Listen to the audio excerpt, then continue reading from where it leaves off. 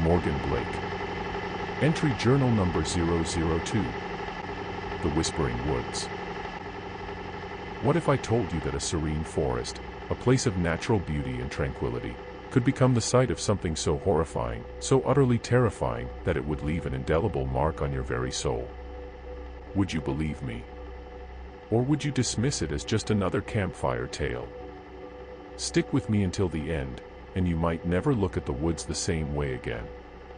I've walked through countless dark alleys, ventured into abandoned houses, and stared into the eyes of pure evil more times than I care to count. But nothing prepared me for what I encountered in Ashwood Pines. This was supposed to be a simple missing persons case, but what I found in those woods was something much darker, something that still haunts me to this day. It all began with a phone call late one evening.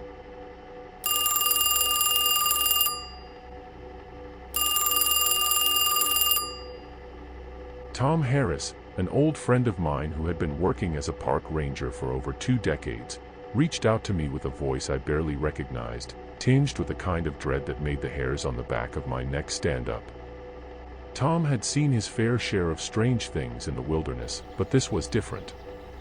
He was worried, genuinely frightened, and for Tom to be scared, I knew something was terribly wrong.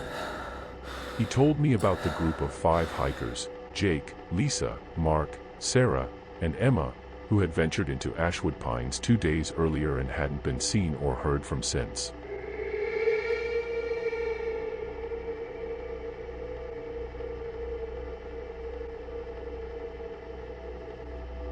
The locals, those who lived on the outskirts of the town bordering the forest, had always spoken of Ashwood Pines with a mix of reverence and fear.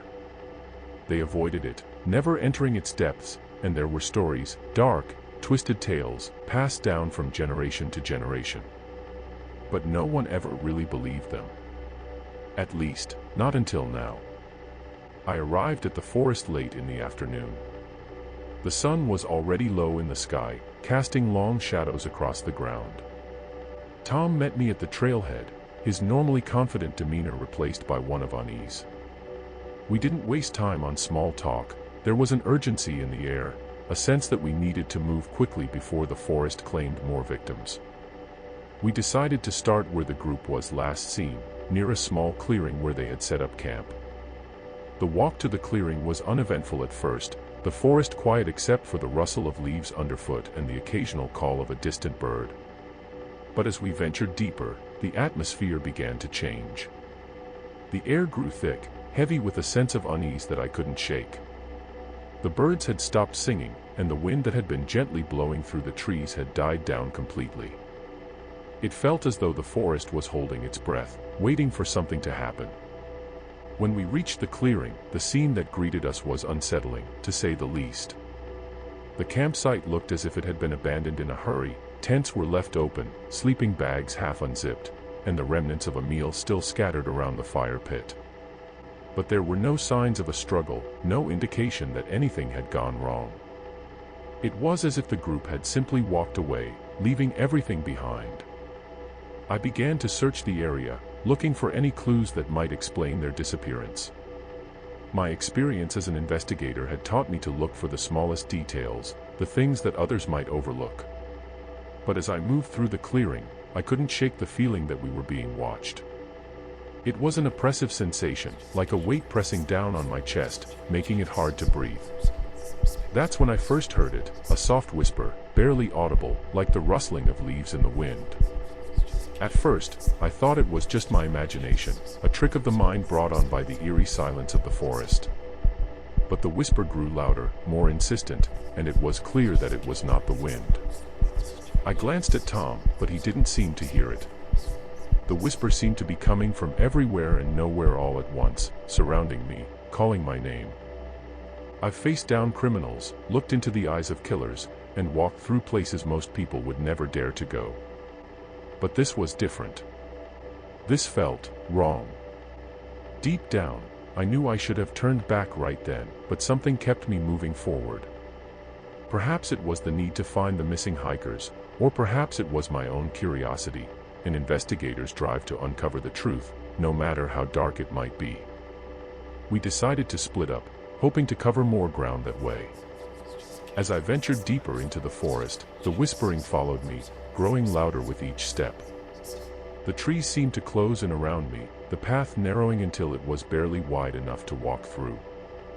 My instincts screamed at me to turn back, to get out of there before it was too late. But I pressed on, driven by a need to understand what was happening.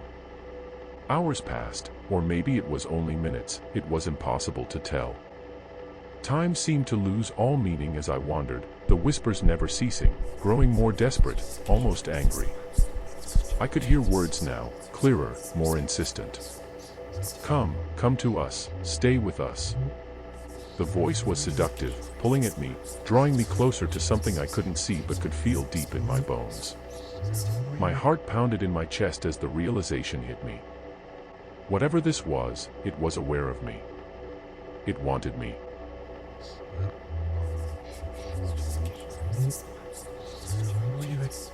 And it was leading me somewhere.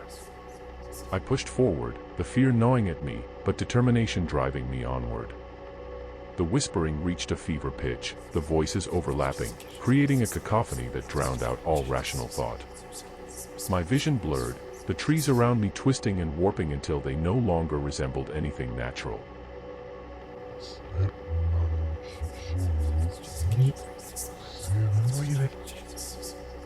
Suddenly, I stumbled into a clearing, the oppressive weight of the forest lifting just enough for me to catch my breath. In the center of the clearing stood a massive, ancient oak, its gnarled branches reaching toward the sky like twisted fingers. At its base was a stone well, its surface covered in strange, unearthly symbols that seemed to pulse with a life of their own. The whispers fell silent, replaced by a deep, resonant voice that seemed to come from the well itself.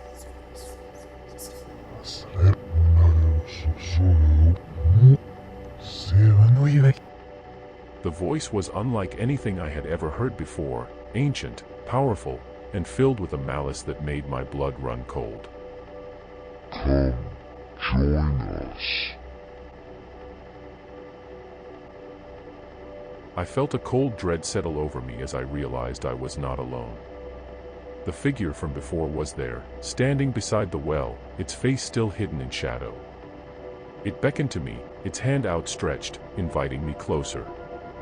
My feet moved of their own accord, drawing me toward the well despite the terror that gripped my heart. I could feel the pull of the darkness within, a force that was impossible to resist. The well seemed to pulsate, the symbols glowing brighter as I approached. I stopped just short of the well, my mind screaming at me to turn back, to run. But my body wouldn't listen.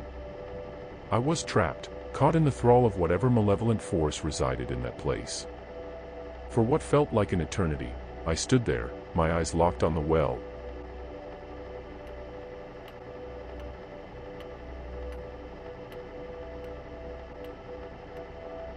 The darkness within seeming to reach out toward me.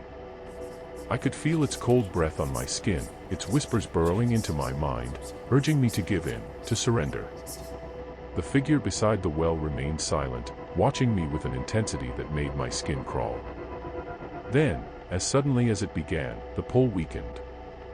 I could move again, and I stepped back, breaking free from the figure's grasp. The voice from the well grew angry, its tone shifting from seductive to wrathful.